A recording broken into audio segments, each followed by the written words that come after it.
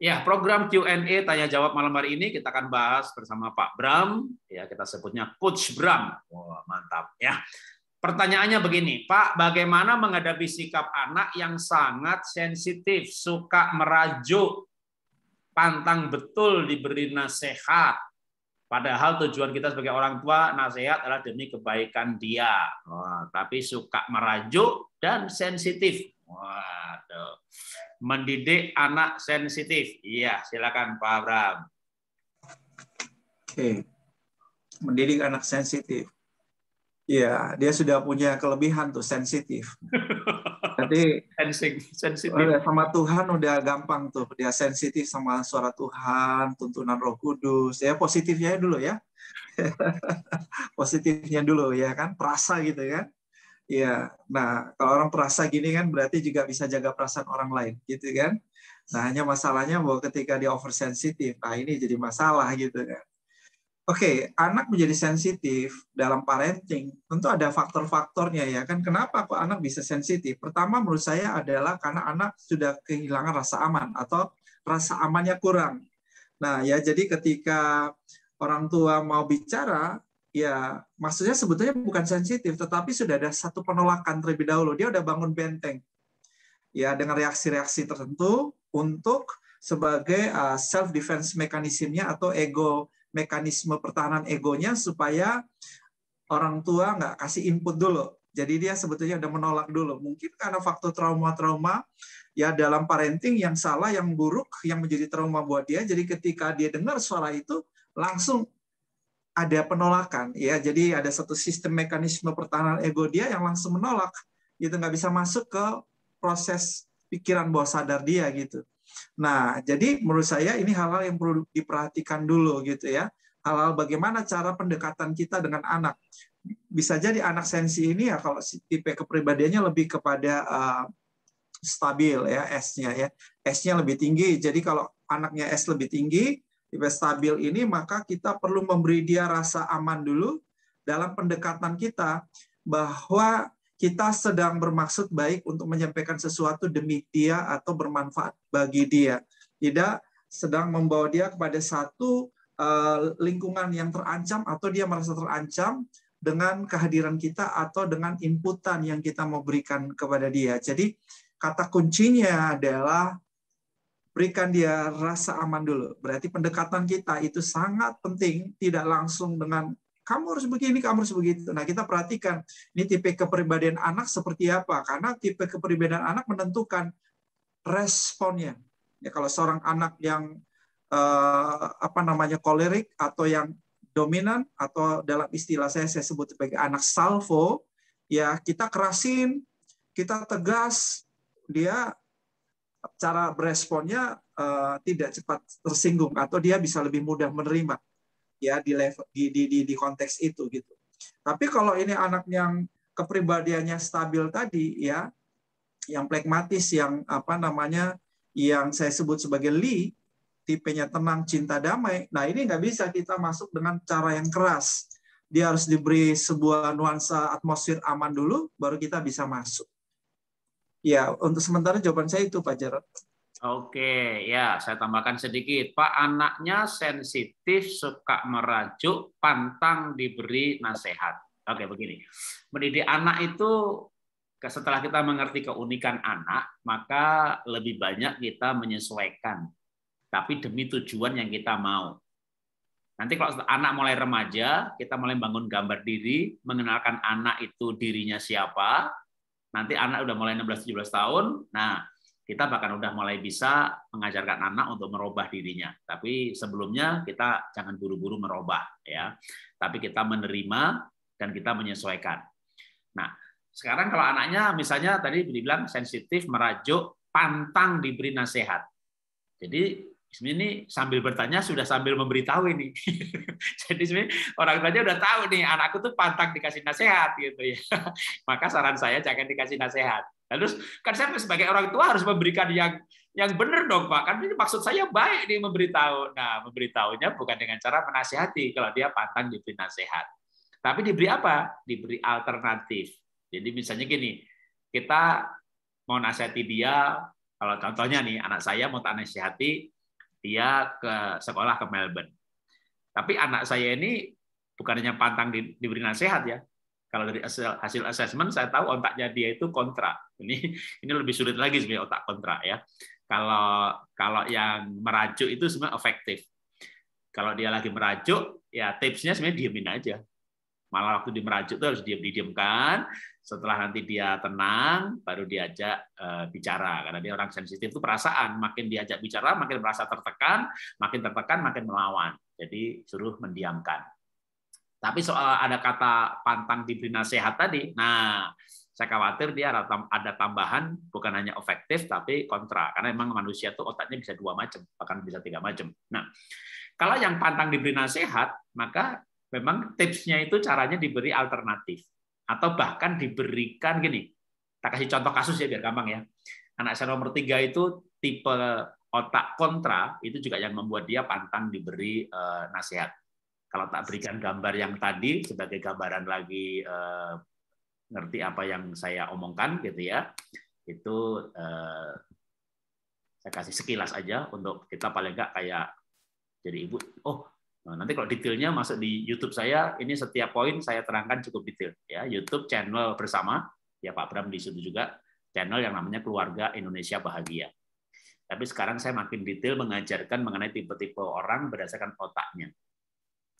Yang pantang dinasehati itu berarti tipe kontra ini ya. Ada tipe efektif, complexity, kontra, kognitif, reflektif.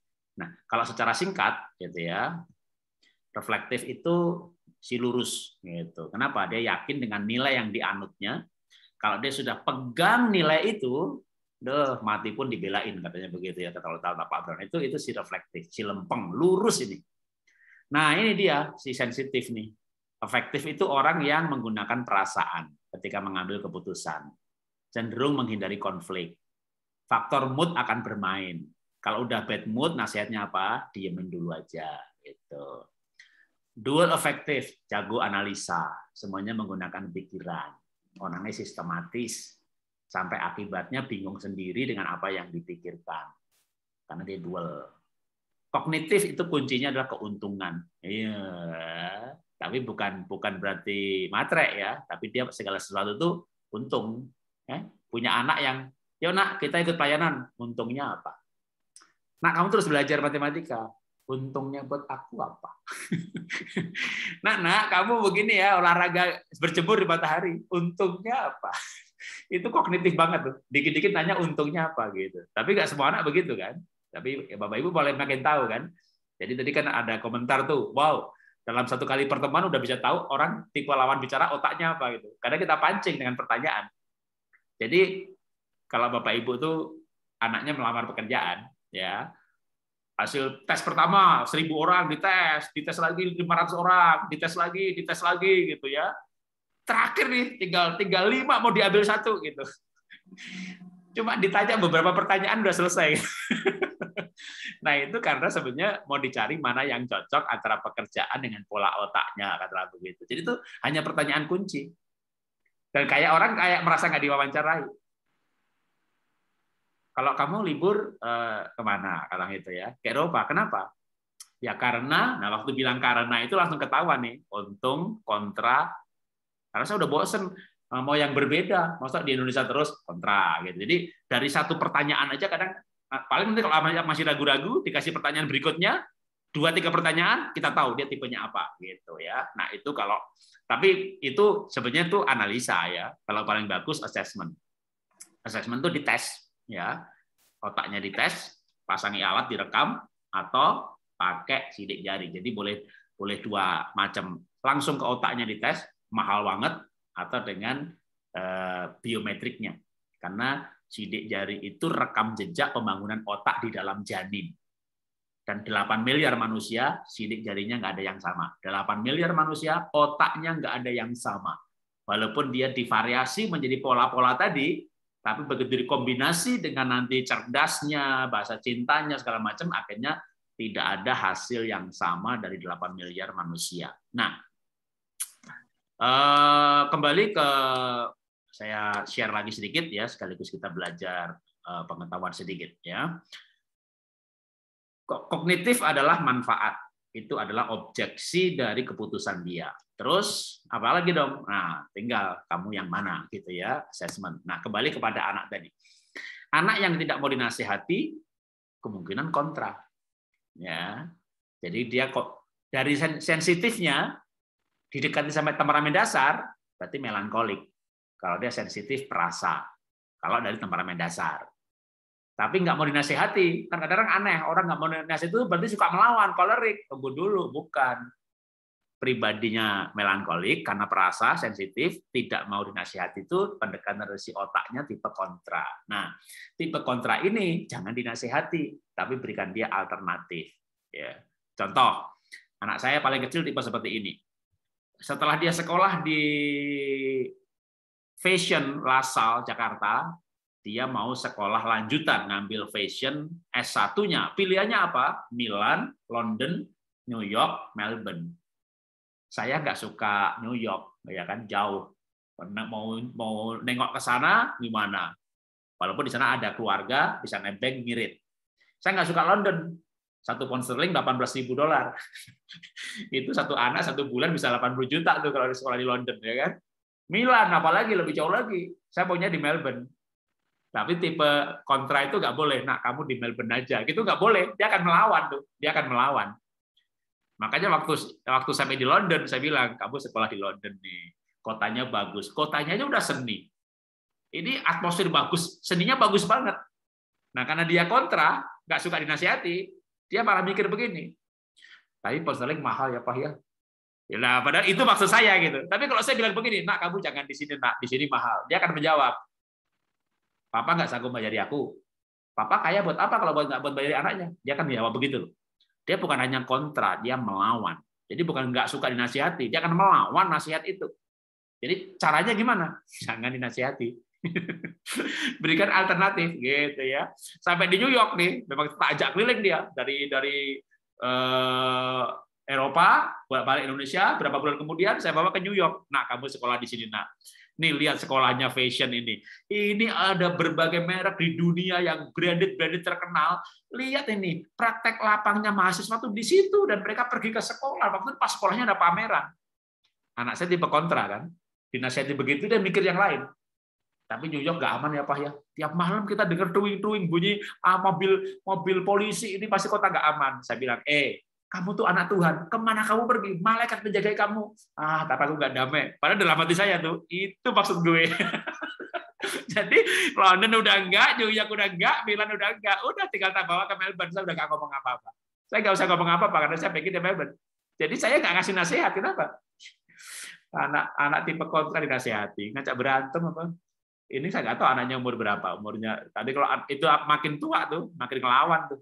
Tapi kalau Bapak tahu caranya, Ibu tahu caranya, bisa. Jadi sebenarnya didik anak itu gampang kalau kita tahu keunikan anak kita. Nggak ada yang susah. Yang susah itu karena kita nggak tahu. Kimia susah atau gampang? Susah ya karena Bapak Ibu nggak tahu. Cobalah jadi tahu kan gampang. Jadi nggak ada yang susah dalam dunia ini. Kalau saya itu begitu. Tapi kita harus belajar. Jadi kalau anak saya pantang betul dikasih nasihat. Udah tahu ini berarti tipenya apa. Jangan dikasih nasihat, kasih alternatif. Kalau perlu misalnya kalau tadi kan saya bilang ini, kamu di sini karena dia kontra, dia melawan gitu ya. Bisa juga gini. Kalau menurut Papa sih ini sama ini, tapi terserah kalau menurut kamu bagaimana. Mungkin dia akan ngambil yang ketiga. Itu berarti out of the box thinking. Jadi ketika kita anak tahu pola otaknya, jadi memang kalau mau pengamatan panjang ya, kita amati anak setahun 2 tahun, apalagi udah sekarang 10 tahun. Kan ada orang tua bertahun-tahun juga nggak mengamati anaknya, pola dia itu gimana. Nah kalau kita sudah, tapi kadang begitu kita mengerti pola-pola otak mengambil keputusan, kita mengamatinya jadi anak saya ini, ini. Kita ngerti temperamen dasar, yang satu melankolik, nomor 2 kalau ini, nomor 3 ini, gitu ya. Jadi saya pun belajarnya bertambah seiring anak saya bertambah besar. Sampai ketika anak saya mau ngambil jurusan, saya mulai belajar MBTI, Myers-Briggs Type Indicator, ya, yang membagi manusia dalam 16 macam kepribadian. Nah, itu kepribadian. Nah, dengan begitu, saya mulai mengamati anak itu, berarti nomor 1, INFP, nomor 2, sampai saya lupa ya, pasti istri saya ISTJ, saya ENFP. Nah, itu makin tajam mengamati anak, cara menasihati gimana. Tapi kalau sebenarnya kepribadian bukan menasihati ya, yang menasihati itu yang tipe otak tadi. Nah, paling gampangnya kalau tadi sebenarnya ini ibu udah sampai pada pengamatan, dia pantang betul diberi nasihat. Lalu caranya gimana? Beri alternatif, bukan nasihat. Nanti dia yang mengambil keputusan gitu ya. Nah, tinggal sebenarnya pinter-pinter kita menggiring ke arah yang kita mau. Tapi itu kalau anaknya sensitif, katanya dia merajuk ya berarti sensitif ya. Kita jangan menggiring sih. Nanti dia akan sadar. Jadi kita belajar untuk memberikan alternatif-alternatif yang membangun pola pikir. Jadi anak diberikan alternatif. Kalau begini untungnya ini, kalau begini untungnya ini. Nah, terserah ya kamu yang mengambil keputusan, papa support kamu. Kamu pilih yang mana? Nah, kalau begitu dia milih, ya nggak bisa. Ada alasan nanti aku mau berhenti kuliah, kan papa yang suruh, aku nggak senang sebenarnya. Nggak ada kata-kata itu di kemudian hari. Ya, terutama untuk anak-anak tipe yang nggak bisa dinasihati ini, solusinya gampang. Jangan kasih nasihat. Tapi bukan dibiarkan, ya, diberikan alternatif. Ya.